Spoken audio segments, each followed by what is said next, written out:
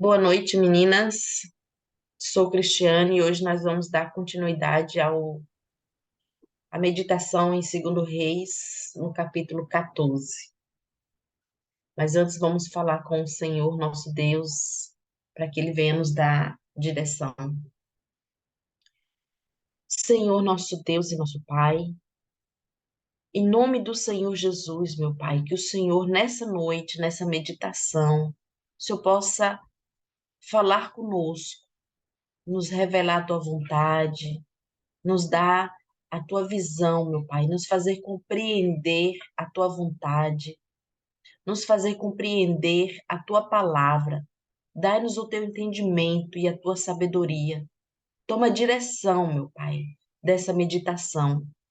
Eu peço que o Senhor fala com cada uma de nós, meu Pai, e que o Senhor venha cuidar de tudo, de todos os detalhes, para a honra e glória do nome do Senhor Jesus. Amém. Amém, meninas. Então vamos lá falar. Na realidade, vamos para mais um episódio da série dos reis desobedientes, que não obedecem a Deus. Virou uma série, né? Na realidade, tá vindo. Só vai mudando algumas coisas, mas o enredo é sempre o mesmo. E aí o Espírito Santo vai falando e é o que vai fazendo a diferença. É o que o Espírito Santo nos revela. No capítulo 14, vai falar sobre Amazias. Mata os assassinos do seu pai. No segundo ano de Jeoás, filho de Joacás, rei de Israel, começou a reinar Amazias, filho de Joás, rei de Judá. Tinha 25 anos quando começou a reinar, e 29 anos reinou em Jerusalém, e era o nome da sua mãe Joadã, de Jerusalém. Eu não achei nada na Bíblia falando sobre ela, mas aonde eu estudei fala que ela foi uma rainha temente a Deus, uma mulher discreta e temente a Deus. Mas eu não achei nada aqui, né, nas escrituras que comprovasse sobre isso. Mas talvez por ela ser de Jerusalém, eles tiveram né, tirado meio que essa lógica. E fez o que era reto aos olhos do Senhor, ainda que não como Davi, como seu pai Davi. Fez, porém, conforme tudo que fizera Joás, seu pai. Em outras palavras, em outras Bíblias, fala que ele fez o que era reto aos olhos do Senhor, mas não com inteireza de coração. O que deu para me entender foi o que ele fez, o que ele tinha aprendido, porque quando você faz algo que você apenas aprende, você faz só por questão de que tem que fazer. Eu não vou beber porque minha mãe falou que não é legal beber. Mas eu não vou beber porque não agrada o Senhor Jesus e eu não quero desagradá-lo. Então é diferente. Então, quando fala que ele fez o que era reto aos olhos do Senhor, mas não com inteireza de coração, não é que ele fez com todo amor e temor ao nosso Deus. Pelo menos foi isso que eu entendi aqui. No versículo 4. Tão somente os altos não foram destruídos, porque o povo ainda sacrificava e queimava incenso dos altos. Até que foi comentado sobre isso aqui na meditação, que aquele rei, foi Jeú, que foi lá e destruiu os altares, fez aquela coisa toda, e Lília até falou: será que ele não destruiu os altos? Mas ficou essa questão do povo pode ter reconstruído de novo os altares, né? Os altos, que seria. E aí eu separei algo aqui que foi muito interessante, que nessa madrugada Deus me mostrou essa palavra sobre os altos. Pode falar, Lília.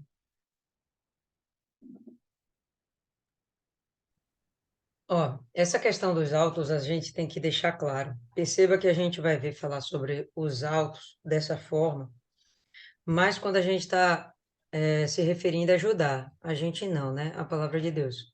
Quando se refere a Judá, quando se refere a Jerusalém, quando se refere ao Reino do Sul, fala sobre os altos, porque esses altos não são altares idólatras, são altares para Deus. Diferente daqueles de quando a gente fala de Israel, cujos altares de Israel, os postes ídolos, eles falam mais assim, postes ídolos, ou a imagem de Baal, poste de Baal, templo de Baal, né? O bosque, como estava na versão, acho que de Dona Ana, né? O bosque, não foi de Dona Maria, os bosques. Aí está se relacionando a realmente um âmbito de idolatria a outros deuses. A questão dos altos em Judá, né? Por que que ele chega e fala, olha, ele fez reto, mas não fez não foi tão reto como Davi. Esses altos já existiam desde antes de Davi. Mas por que Davi não destruiu os altos? Esses altares eram para Deus, eles eram para o Senhor. Por que Davi não destruiu? Porque até aqui não tinha o templo de Salomão. O templo de Salomão vai acontecer quando Davi morre, depois que ele morre. Então não tinha como Davi derrubar os altos. Os altos tinham de existir porque eram altares levantados em nome do Senhor. Quando o templo de Israel, quando o templo de Salomão é levantado, é construído, então Salomão faz aquela oração e ele diz que até o estrangeiro que passar por aquela terra vai adorar a Deus naquele lugar, é no templo. Então, os outros altares que existiam, esses tais altos, eles deveriam ser eliminados. Por quê? Porque o lugar de culto agora era o Templo de Salomão. Deus falou que quem estivesse voltado para aquele lugar, essa pessoa teria suas orações atendidas. Então, aquele se tornou local de culto, os outros não deveriam permanecer. Então, de Salomão em diante, esses altos deveriam ter sido eliminados, entende? Salomão não faz isso. E aí a gente já cogitou, né? Pô, é uma questão de cultura. Tá lá. Vamos fazer o quê? Tá lá. O povo gosta, né? Imagina o povo do interior, aquele povo. O povo gosta, né? O povo ficar longe de vir para cá, então vai deixando, vai deixando. Mas não fizeram o que deveriam ter feito, era eliminar aquilo e fazer com que o povo se deslocasse para Jerusalém, sacrificando ainda mais do seu tempo, do seu físico, de todo o seu empenho, sacrificando para ir adorar a Deus no lugar de culto que Deus permitiu que fosse feito, porque a ideia do plano, ou melhor, o plano do Templo de Salomão veio de Deus. Então, essa é a questão. Aí vem rei, entra rei, ninguém mais derrubou os altos. Então, por isso que ele faz essa comparação com Davi. Não tem como comparar com nenhum outro rei dentro de Judá. Não tem como comparar. Houveram reis de Judá, a rainha Atalia, ela levantou altares de Azerá, levantou altares de Baal. Veio outro rei, pá, Joás, destruiu tudo, de Baal, de Azerá. Mas os altos que já existiam para Deus, esses não destruíram. Então, quando ele faz essa comparação com Davi, é que Davi não tinha a possibilidade de destruir. Por isso, enquanto aqueles altos estavam lá, Davi fez tudo o que era certo aos olhos do Senhor. Depois de Davi veio o templo de Salomão. Pum, agora tinha que eliminar, mas nenhum elimina. Então, todos que fizeram coisas boas, fizeram coisas legais aos olhos do Senhor, eles vão ser citados como foram muito bons, só que não foram igual a Davi. Por quê? Porque eles não derrubaram os altos. Então, esses altos aqui não são necessários. Estamos falando de Judá, tá bom, pessoal? Judá. Esses altos, esses aqui agora, esse termo não se refere aos altares de Baal, tá? Então, só fazer esse adendo aí, para que isso já fique esclarecido dentro da nossa cabeça. Foi feita uma purificação espiritual, porém, o lugar de culto ainda estava sendo negligenciado. Isso aí desagradava, a Deus.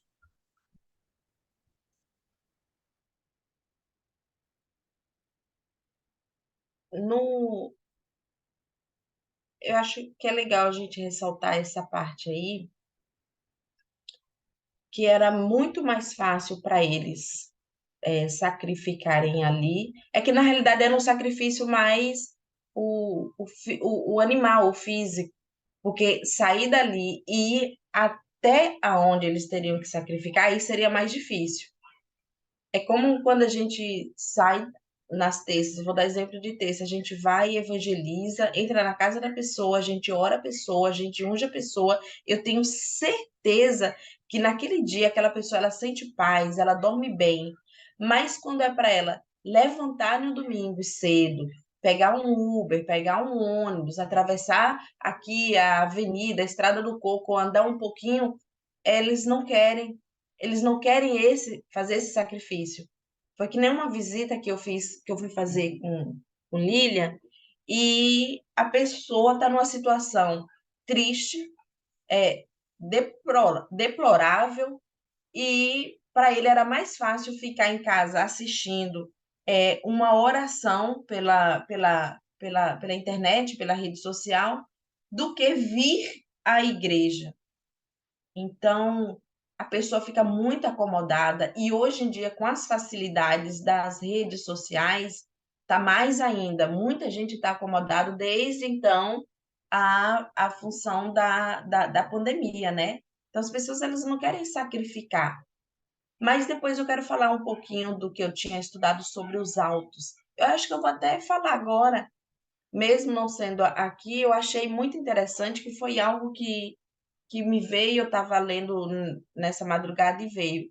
Está escrito em Oséias, no capítulo 4, no versículo 11. Eu achei muito bacana que veio de acordo com o que a gente tinha falado na meditação anterior, que até Lília comentou. Em Oséias fala assim: Deus diz, o meu povo está perdendo o juízo porque anda bebendo muito vinho. Vocês já acharam aí? Quer que eu espere um pouquinho? No versículo 11, né? Deus diz: O meu povo está perdendo o juízo porque anda bebendo muito vinho. Pedem a um pedaço de pau que revele o futuro e fazem perguntas a uma coluna de madeira. Eles me abandonaram como uma mulher que se torna prostituta. Eles me abandonaram e se entregaram a deuses pagãos. Oferecem sacrifícios nos altos pagãos, oferecem sacrifício nos altares pagãos, no alto dos montes, e ali queimam incenso debaixo de árvores e de outras árvores cheias de folhas, onde a sombra é tão gostosa. Isso foi algo até que Lília falou, esclarecendo algo que foi comentado sobre ele. E assim suas filhas viram de virar, né? Prostituta, e as suas noras cometem adultério.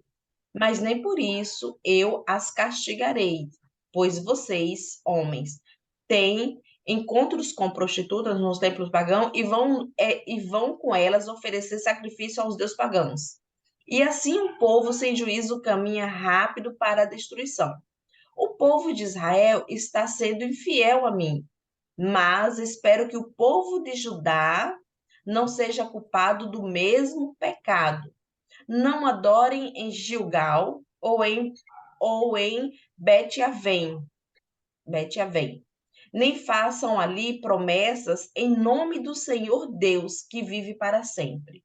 O povo de Israel é teimoso como uma vaca brava. Não posso cuidar do meu povo como um pastor cuida das ovelhas em um pasto grande. O meu povo se entrega à adoração de ídolos e não se pode fazer nada quanto a isso. É muito interessante o quanto Deus ele fica totalmente limitado a fazer algo na vida da pessoa que não se dispõe a buscá-lo. Não sei se deu para entender o que está escrito aqui, né? Mas eu achei assim tão forte o que Deus está falando.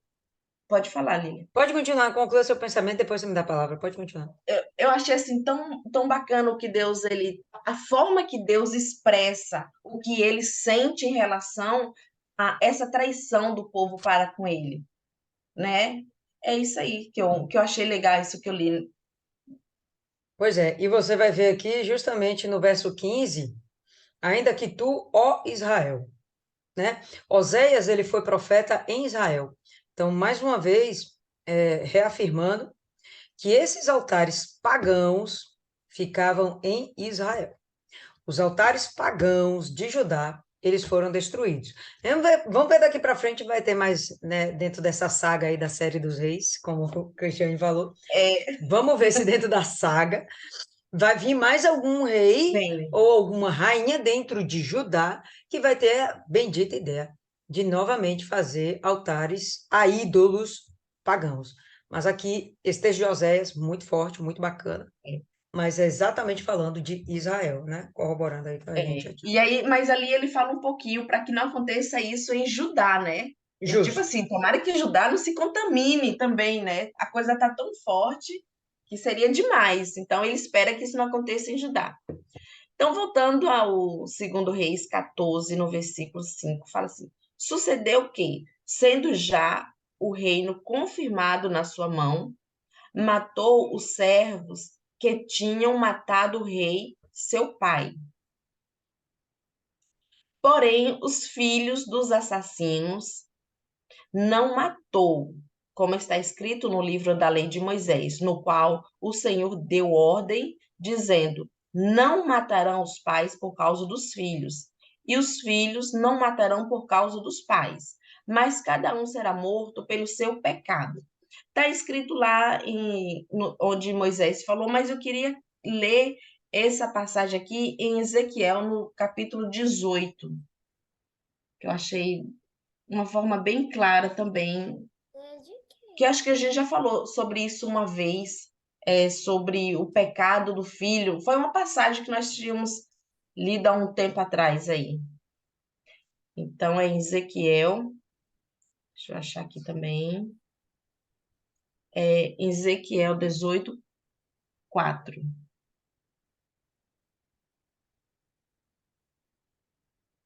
Aí fala assim, é um pouquinho longo, mas eu achei bem bacana. Pois a vida de todas as pessoas pertencem a mim. Tanto a vida do pai quanto a vida do filho são minhas. A pessoa que pecar é quem morrerá.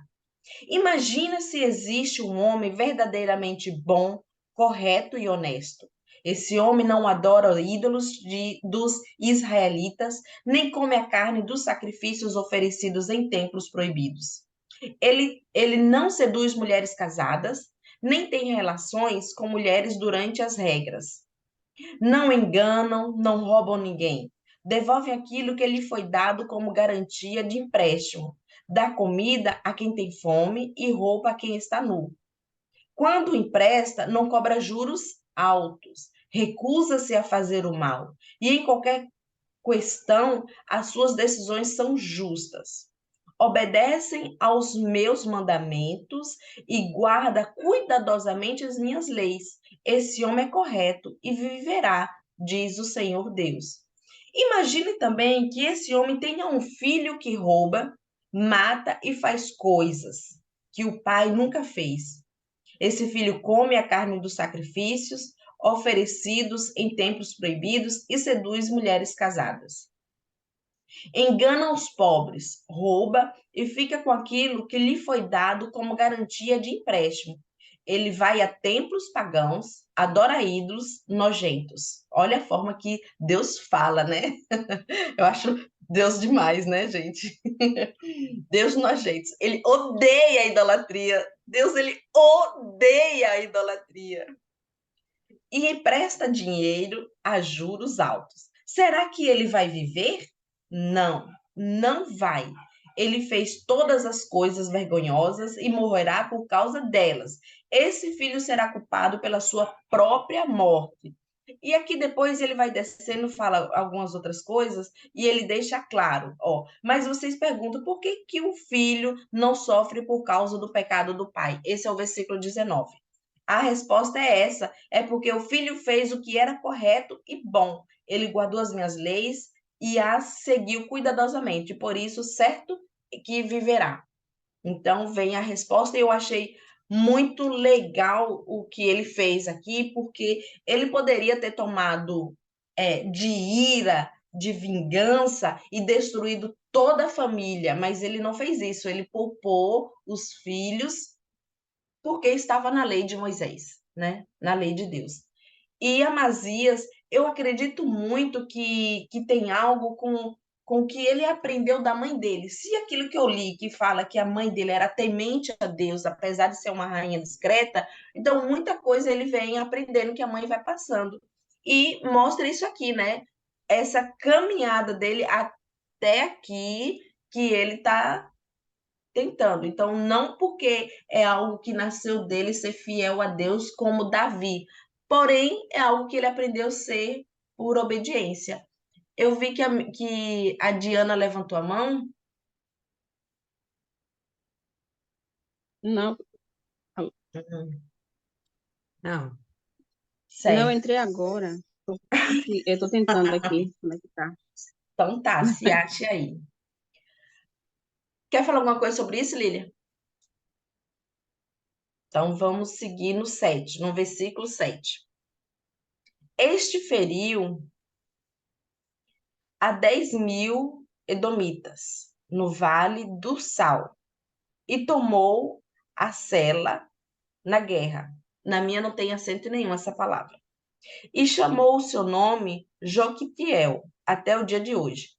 Lembrando, gente, que aqui Davi também, na época, ele matou 10.000 homens. Está aí em 2 Samuel 8,13. Se vocês não quiserem abrir, eu vou abrir rapidinho aqui para mostrar que Davi também teve uma lutinha ali, 2 Samuel 8,13. Aqui. Davi se tornou ainda mais famoso quando voltou depois de ter matado 18.000 no Vale de Sal.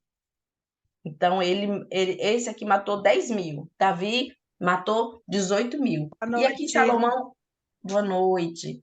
E aqui Salomão, aqui vai falando de Davi, que cada vez mais Deus era com ele, ele ia conquistando mais. Davi conquistou muitas vitórias depois dessa aqui. Então, no versículo 18, Amazias enviou mensagem a Joás, filho de Joacás, filho de Jeú, rei de Israel, dizendo: Vem, vamos-nos, vejamos-nos face a face. Porém, Joás, rei de Israel, enviou Amazias, rei de Judá, dizendo: O cardo que estava no Líbano mandou dizer ao cedro que estava no Líbano: Dá tua filha por mulher, meu filho. Mas os animais do campo que estava no Líbano passaram e pisaram cardo.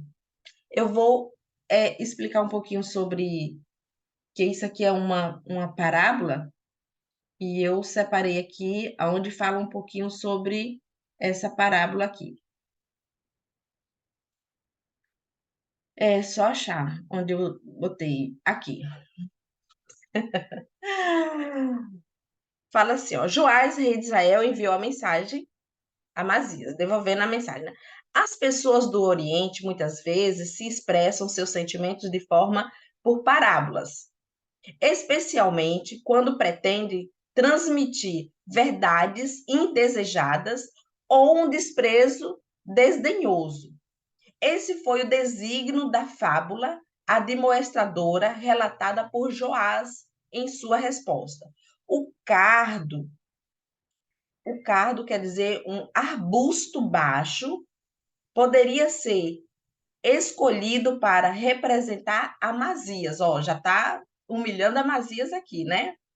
Um pequeno príncipe. O cedro, o poderoso soberano de Israel, e a fera que assolou o cardo do exército avassalador, com o qual Israel poderia des, desolir Judá. Mas talvez, sem fazer uma aplicação tão minuciosa, a parábola pode ser explicada de maneira geral, descrevendo a maneira notável os efeitos do orgulho e a ambição, que no caso ele foi tomado aqui, né? Então, vocês conseguiram entender essa parábola. Ele deu uma resposta falando que Amazias era muito pequenininho para querer lutar com o que era tão grande e poderoso, né?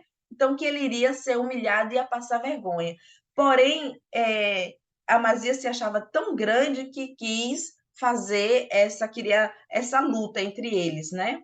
É mais ou menos isso, né, Lilian? Ele está realmente menosprezando o Judá, né? Ele está falando, Judá vem para cá querer me afrontar. Antes queria fazer uma aliança, agora quer me afrontar. Israel passa por cima, né? Então, é isso que ele quer dizer. Realmente você tem condição de me afrontar? Realmente você tem essa condição de, de guerrear comigo? Você tem essa potência toda? Assim, quem é você? Alô, acorda! Quem é Quem é você, você? formiguinha? No versículo 10, da verdade, feriste os moabitas e o teu coração ensoberbeceu. Ele era inteligente, esse rei, viu? Ele entende os detalhes da situação.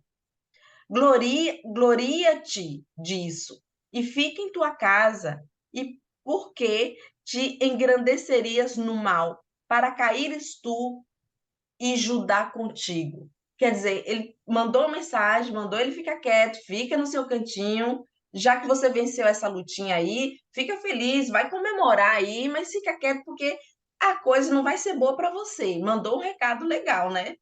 Então não estava nem afim de ir lá lutar, sujar as armas dele lá, o escudinho dele de sangue do povo de Judá. Aí no 12, e Judá foi ferido diante. Não, no 11. Mas Amazias não o ouviu e subiu a Joás, rei de Israel, e Amazias, rei de Judá, e feriram-se face a face em Bet-Semes, que está em Judá. E Judá foi ferido diante de Israel, e fugiu cada um para sua tenda. E Joás, rei de Israel, tomou Amazias, rei de Judá, filho de Joás, filho de Acasias, em Bet-Semes, e veio a Jerusalém, e rompeu o muro de Jerusalém, desde a porta de Efraim até a porta da esquina, 400 côvados. Eu esqueci de verificar o que tamanho seria isso. Você consegue dizer, Lilia? Aproximadamente 200 metros. Deu uma destruída, né? Isso. E tomou todo o ouro e a prata, e tomou os vasos que se acharam na casa do Senhor, e nos tesouros da casa do rei, como também os reféns, e voltou para Samaria. Eu queria que vocês abrissem em Primeiro Reis, para vocês entenderem de onde veio esse ouro. Que fala assim, a casa do Senhor, mas tem um pouquinho mais profundo. É Primeiro Reis 7, no versículo 51. Aí a gente vai entender de onde vem exatamente esse ouro que foi levado, né? Fala assim: quando o rei Salomão terminou todo o trabalho do templo, colocou na sala do tesouro do templo todas as coisas de Davi, seu pai, havia separado para o Senhor, que Davi havia separado para o Senhor Deus. Isto é, a prata, o ouro e os outros objetos. Então, foram todos levados aqui. A gente fala assim, até com pesar, porque se a Bíblia fala, a gente se coloca no lugar, né? Que eles entraram lá, invadiram por uma inconsequência de uma pessoa que se acha o tal. Então, aqui já mostra que ele já começa a meio que sair do prumo. Oi, Lília. E isso a gente já vai ver que o tesouro do templo está sendo saqueado, casa do Senhor, a mesma coisa que Templo de Salomão, o tesouro está sendo saqueado. A gente vê lá no finalzinho do capítulo 12, né, no verso 18, porém Joás, rei de Judá, tomou todas as coisas santas que Josafá, Jeorão e Acasias, seus pais, reis de Judá, haviam dedicado, como também todo o ouro que se achava nos tesouros da casa do Senhor e da casa do rei, e os mandou para Azael, rei da Síria, e este se retirou de Jerusalém. Quando Azael vai e afronta Joás, a ele para aplacar a ira de Azael contra si, ele pega os tesouros do templo e manda. Mas a gente vê aqui que ele fala algo bem específico, né?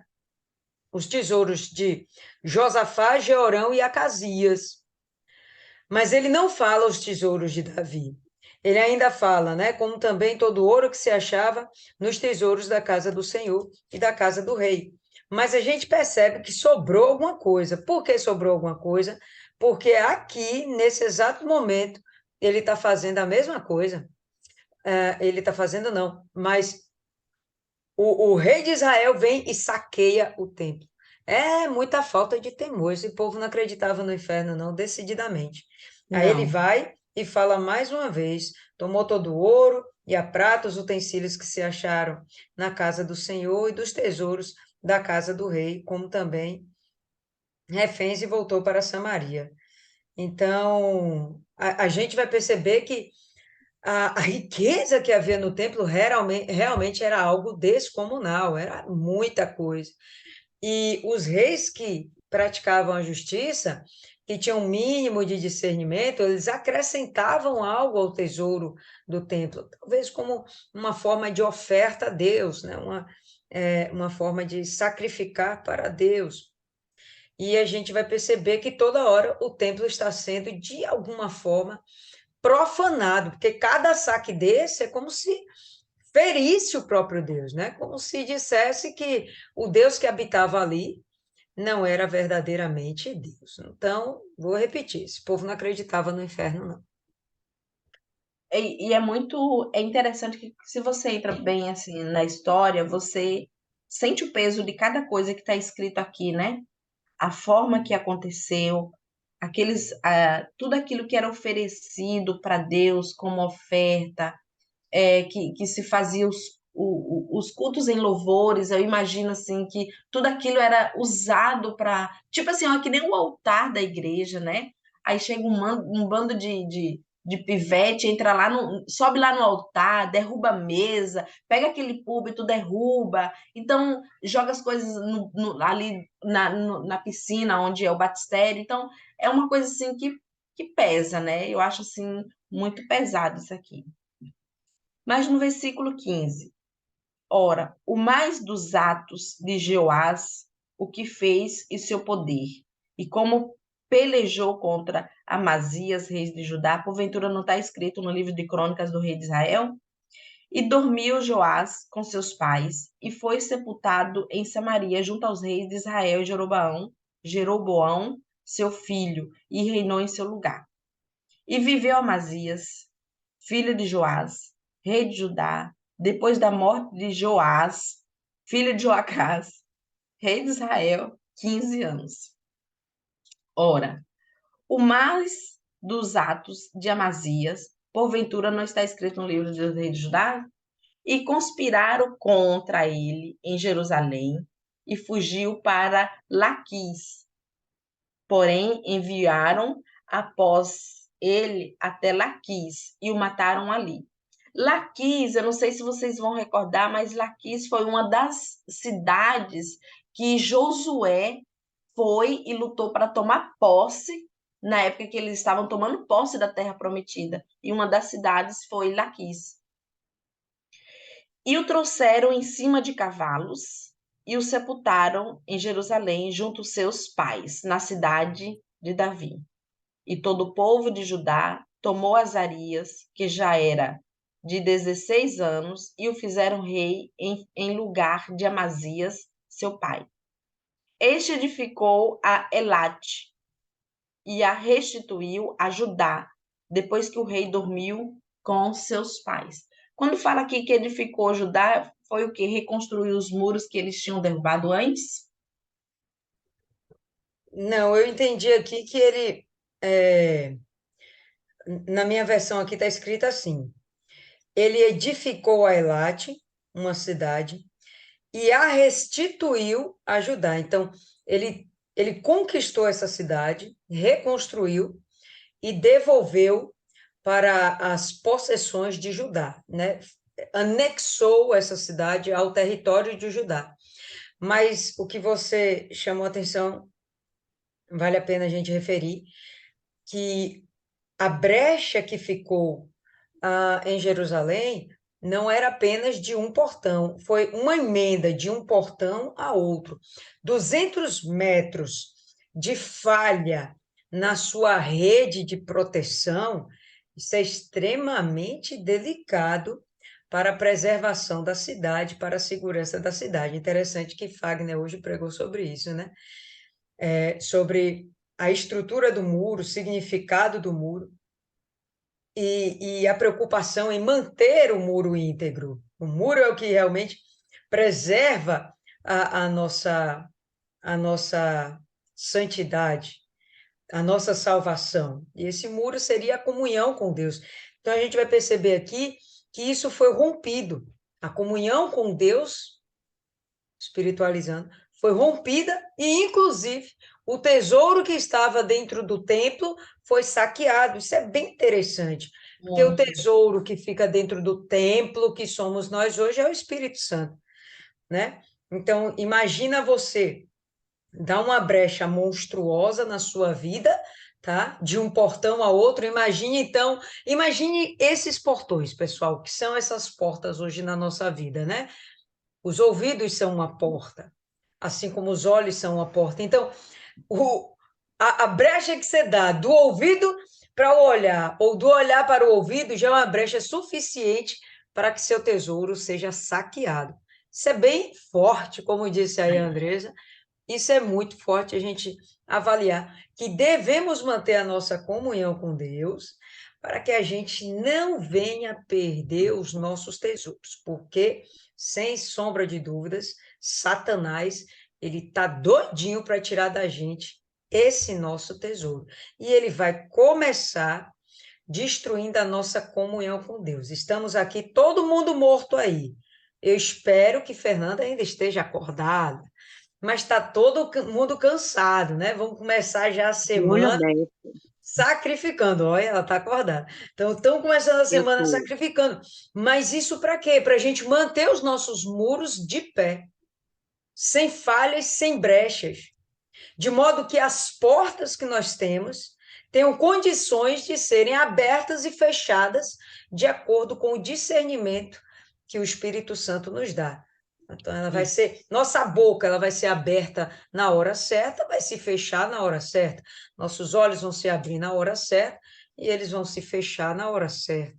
E esse abrir e fechar não é de viver e morrer. Estou falando de você usar seus olhos, sua boca, seus ouvidos, sua condição para edificar outras vidas, edificar a si mesmo ou destruir outras vidas e destruir a si mesmo. Né? É esse o sentido do abrir e fechar dessas portas.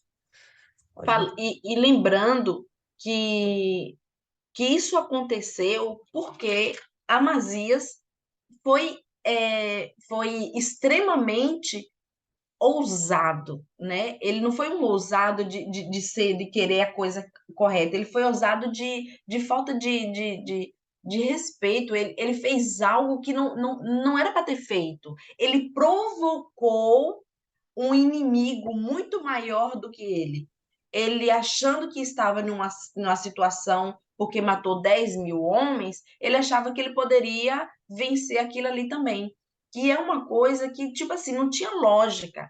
Então, se a pessoa ela tem os muros caídos, não é porque, eu caí, nem percebi, eu nem sei por que, que eu caí, eu nem fiz nada para cair, eu errei, nem sei por que, que eu errei. Não, a pessoa, quando ela cai, ela deu brecha. A pessoa, quando ela não está bem espiritualmente, ela está dando brechas. Por quê? Porque não está lendo a Bíblia, não está meditando, não está orando, não está jejuando, não está buscando, porque a gente sabe quando a gente não está bem. O que a gente tem que fazer? Dobrar os joelhos no chão e pedir socorro a Deus, pedir socorro ao Espírito Santo e só ficar em paz quando se sentir segura. Não foi o que ele fez. Então, com a atitude que ele fez, ele foi humilhado, ele foi destruído e a cidade que os muros caíram. E aí, no caso, aqueles tesouros da casa do Senhor que representam o Espírito Santo foi o quê? Roubado, foi tirado. Fala, Lília. Eu quero até acrescentar um pouquinho mais dentro da sua linha de raciocínio, Cristiane. Quando a gente percebe que, como você falou, ele foi ousado e eu não sei, né? O texto não relata. Ele foi só. Provavelmente ele foi só, no sentido de ele não foi com Deus, ele não consultou a Deus, né? Então ele foi sozinho naquela batalha, onde ele tinha seus muros edificados, ok?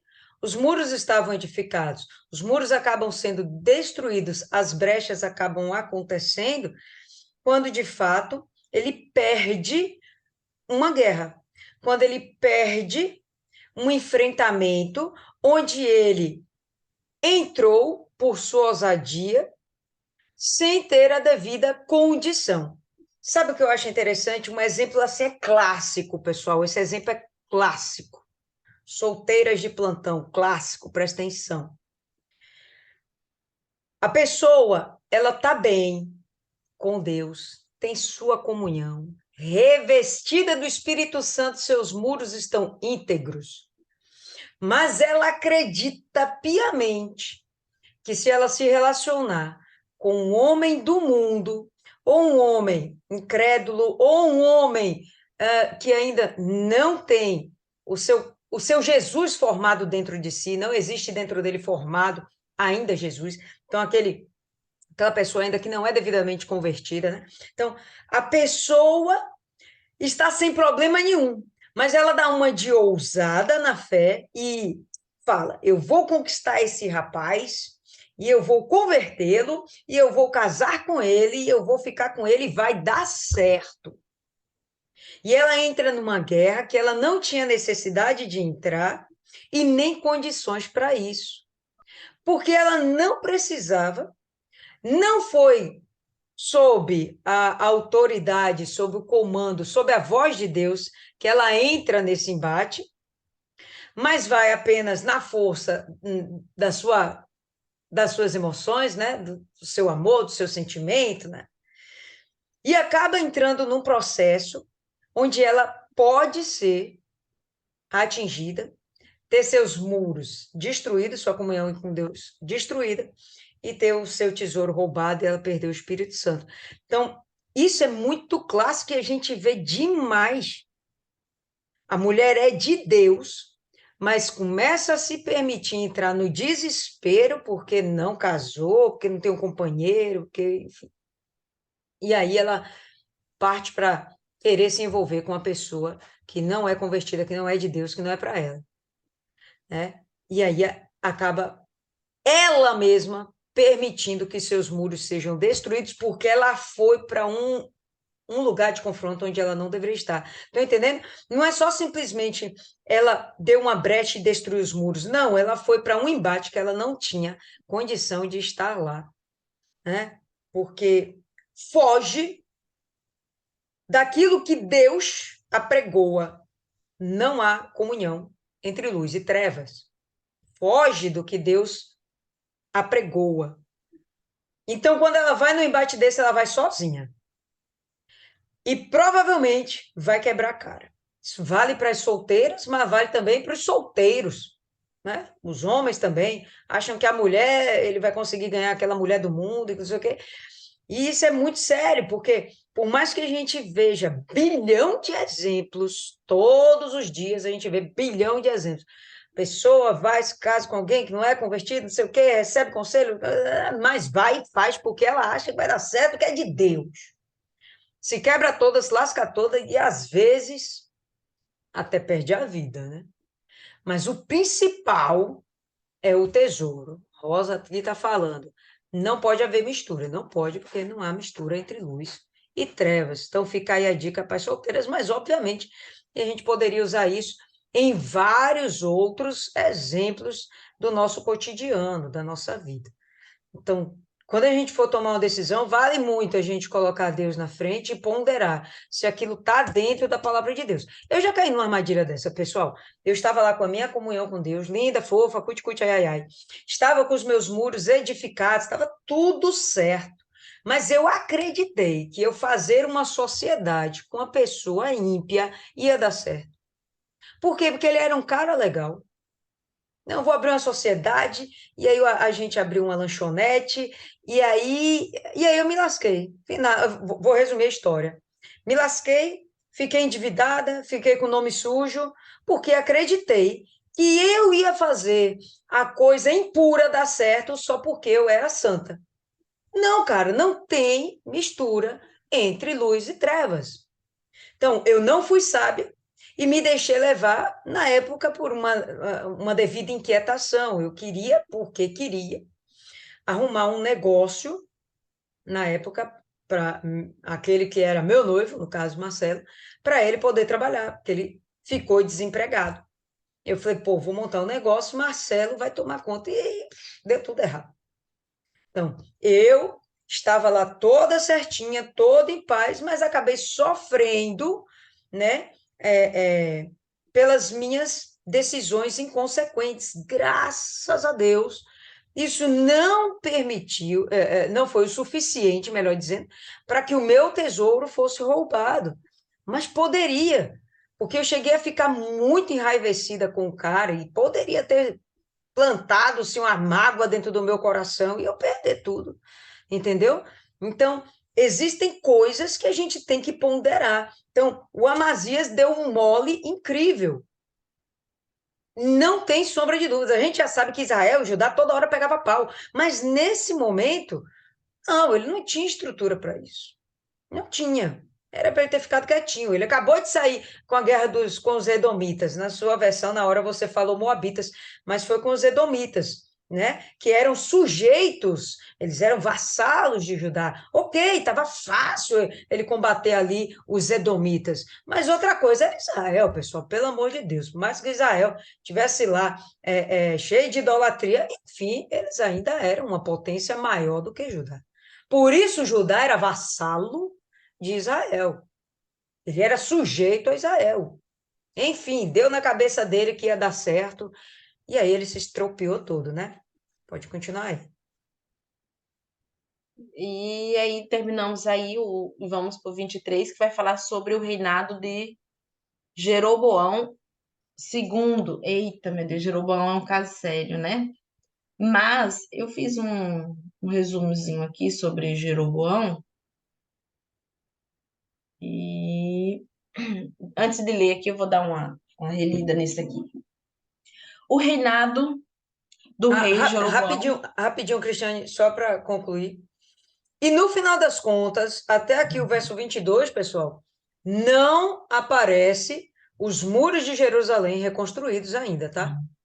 Então, a brecha está lá, Jerusalém ficou enfraquecida, Israel está enfraquecida e não está, já foi saqueada e está ainda aberta para outros inimigos. Né? A condição espiritual da gente tem que ser muito bem blindada, porque se a gente perde, meu irmão, abre uma brecha, é uma desgrama para restaurar esses muros. Até aqui não estão restaurados. Não, fora que assim, ó. E para entrar lá e buscar os tesouros que representam o Espírito Santo, e aí? Como fazer isso? Teria que levantar um grande exército, teria que Deus estar com ele, falar assim: vai, que eu sou com você, para eles poderem entrar naquela fortaleza e resgatar os tesouros da casa do Senhor. Então, quando acontece uma coisa dessa, que a pessoa ela perde o Espírito Santo, meu Deus do céu. Só o pai para falar, vai, minha filha, permaneça firme que você vai receber de volta. Aguenta aí.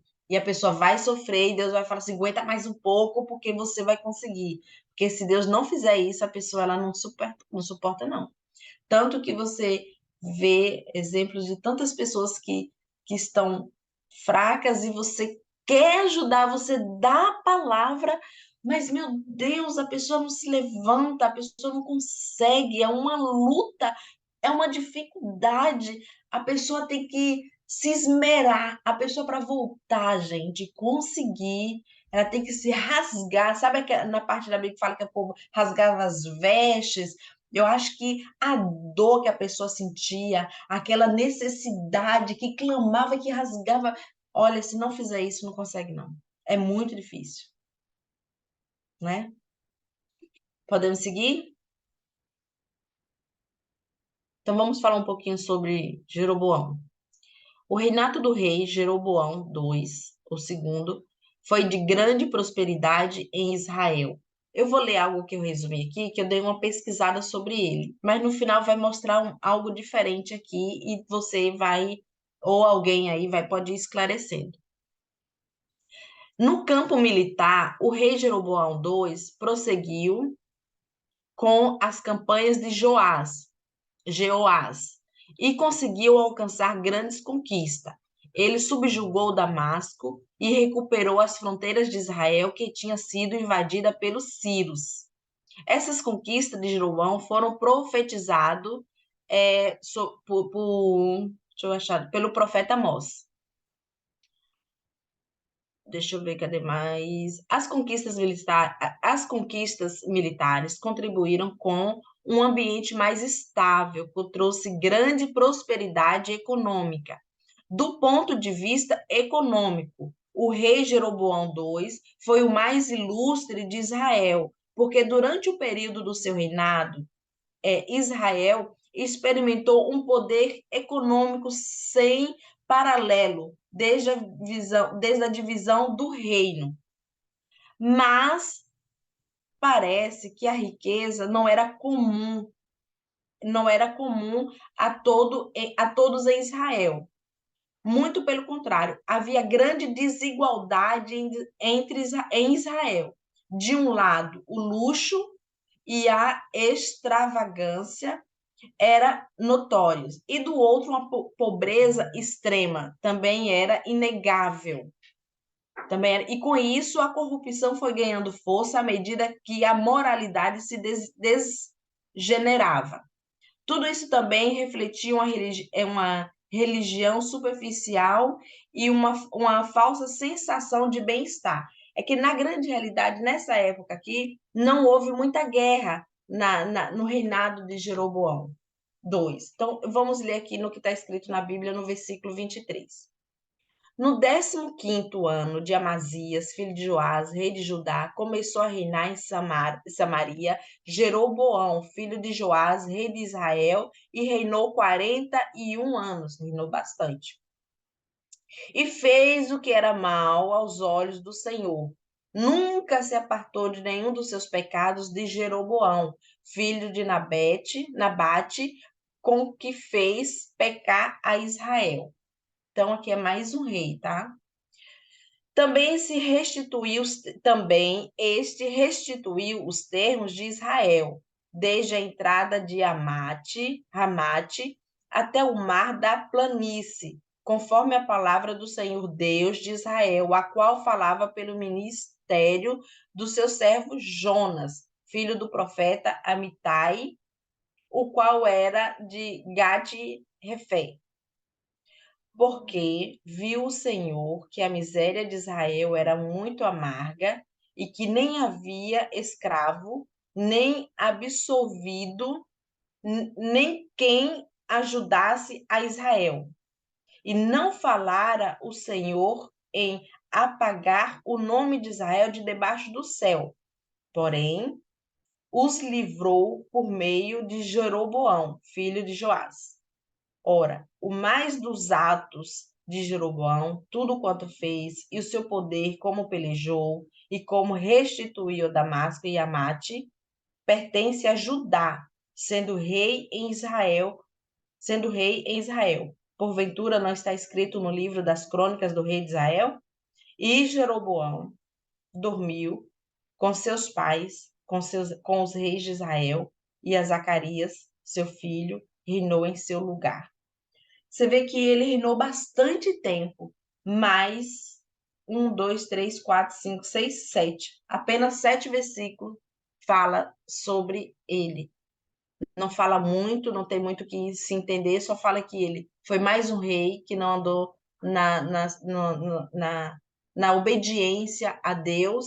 Então, segue mais 40 anos de servidão, mais 40 anos de idolatria, mais 40 anos do povo do Senhor sofrendo. Quando eu li ali, que eu dei aquela pesquisada que fala que Israel havia um lado que era próspero e havia o lado que era pobre. Aonde é que estava o povo de Deus? Do lado pobre. Eu acredito que o lado próspero era mais o reinado dele mesmo ali, sabe? O lado que era bom para eles. Mas o povo de Deus permanecia na miséria. Porém, quantos anos já vem aqui, hein? Quantas décadas? Já não tenho mais nem noção, porque já mudou tantos reis, e cada rei pior do que o outro, e o povo sofrendo, o povo sofrendo, o povo sofrendo, o povo vem sofrendo desde a época de Salomão, porque quando Salomão resolveu fazer aquelas construções todas, o povo se tornou escravo, o povo sofreu, o povo teve que pagar impostos, e dali só foi piorando. Então, são muitos anos nesse sofrimento. Por quê? Porque o povo pediu um rei. O povo rejeitou Deus. O povo preferiu pedir um rei do que deixar Deus cuidando deles. Sabe o que é isso? Isso é muito forte, porque Deus ele tinha poder para tudo. Deus ele cuidava, porque desde quando o povo saiu da terra do Egito, Deus ele veio cuidando, ele veio protegendo. Aí tinha as guerras, tinha as lutas, mas Deus dava vitória. Desde quando que o povo estava perante Deus, fazendo o que é certo, obedecendo, o povo conquistava, o povo vencia, mas eles queriam mais, né? Esse é o mal do ser humano. O povo queria mais, o povo queria ser que nem os outros países, as outras lá que tinham seus reis, porque eles tinham um outro modo de vida, né? E o povo de Deus vivia que em tendas, vivia no deserto, mas não faltava nada. Eles tinham tudo. Por mais luta que eles tinham Deus com eles. E Deus falou, Deus avisou: vocês querem um rei? Mas esse rei, ele vai tomar o que vocês têm, ele vai tomar os melhores rebanho para ele vai pegar a sua melhor safra, ele vai pegar a sua filha e vai botar como serva. Deus avisou. E mesmo assim, o povo preferiu um rei. E aí você vê que até aqui, e ainda mais lá para frente, eu acho que só cessou isso quando o Senhor Jesus veio, porque senão, por isso que Deus enviou o Senhor Jesus. Porque senão, hoje nós seremos escravas, estaria talvez lavando o chão de um palácio, sendo concubina de uns caras que a gente nem queria, entendeu? E se não, sei lá, só Jesus.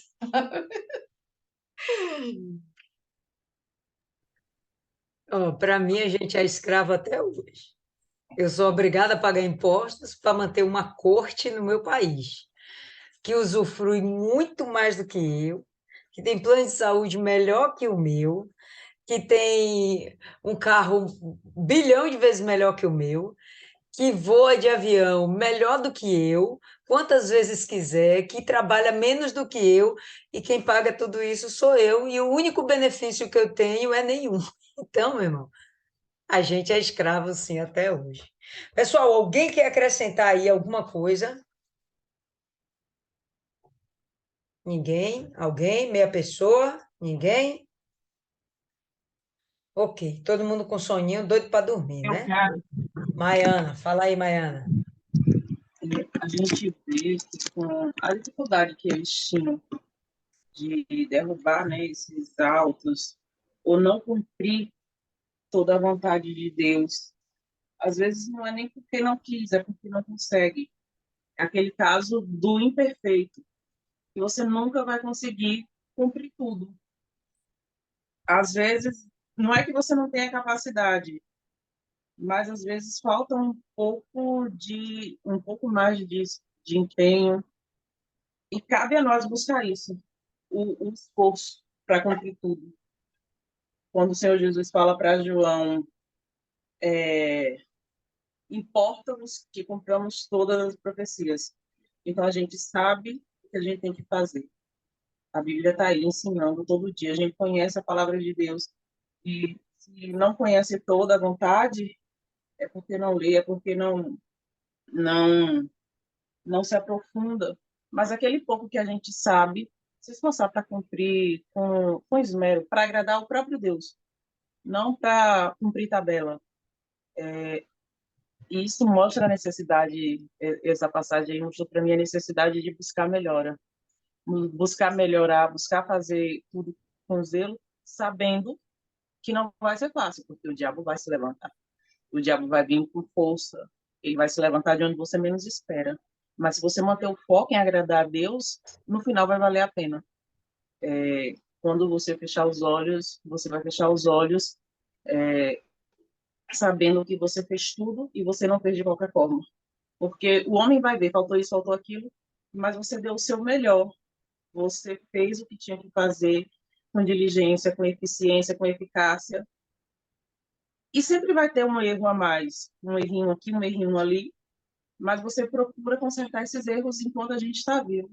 Porque no final, é como o bispo falou, é aquela curva ali que você não percebeu. Foi uma coisa que você deixou de fazer que lá na frente vai trazer um problema maior.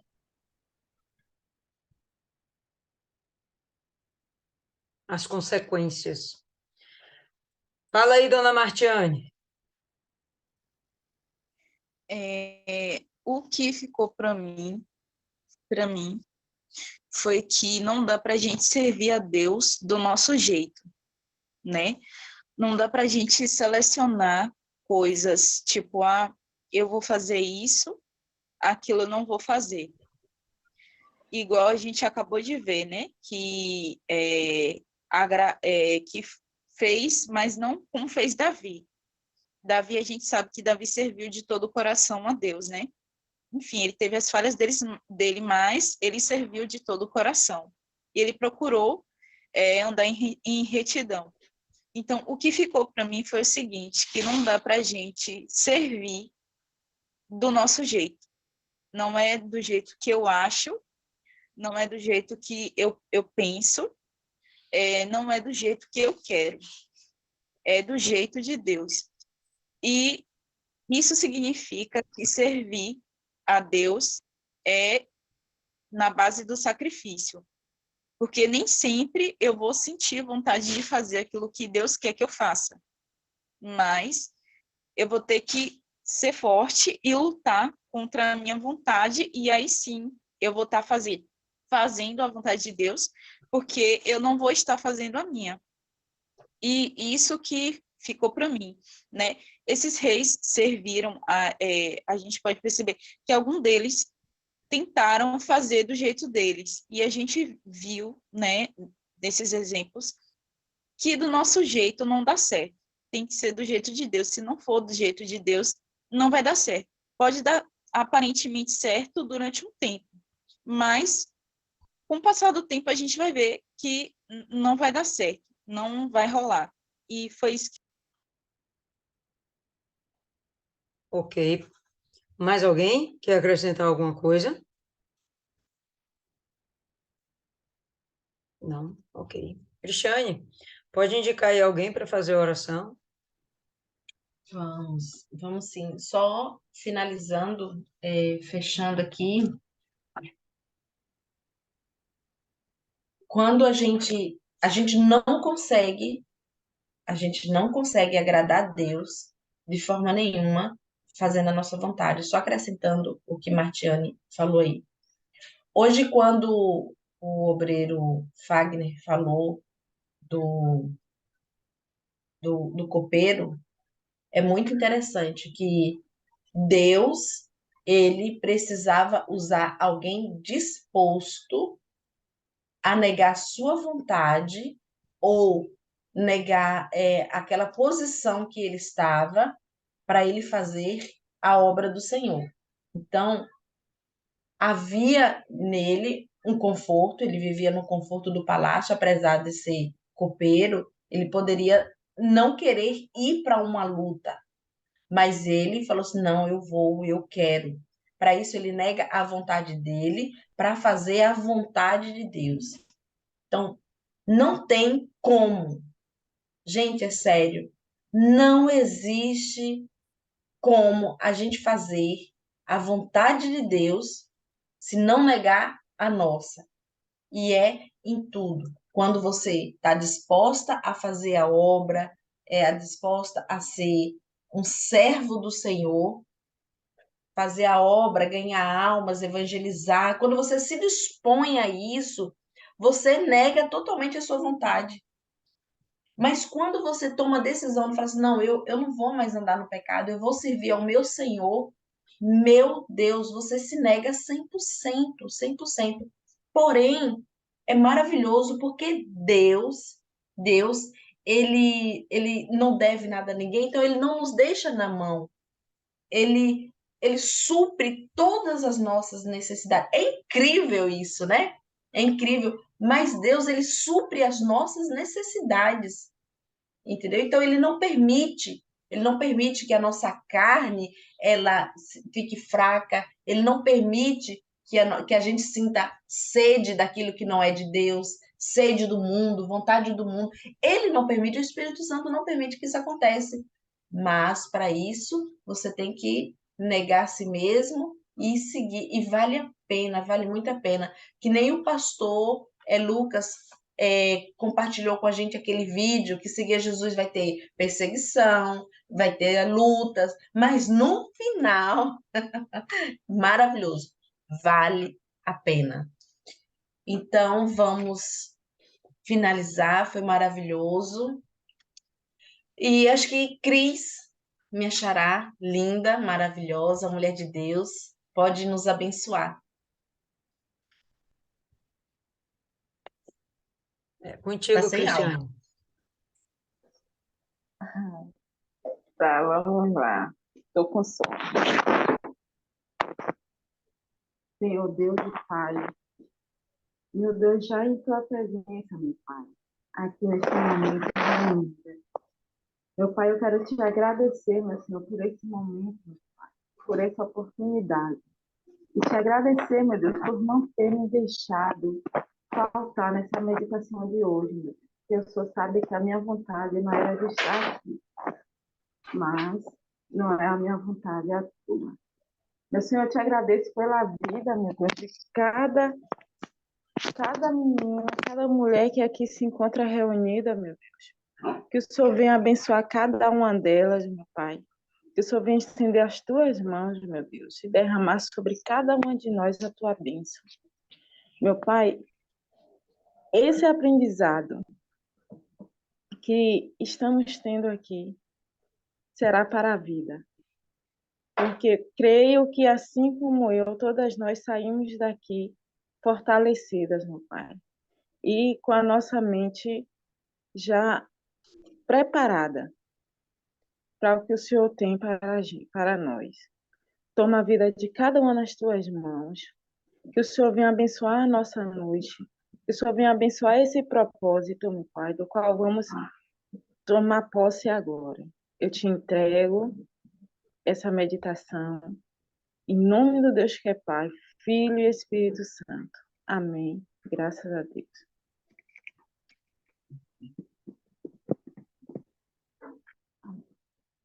Amém, então, povo lindo. Amém, povo lindo. Vamos terminar, então, por aqui. A gente se reencontra terça-feira. E por hoje é só.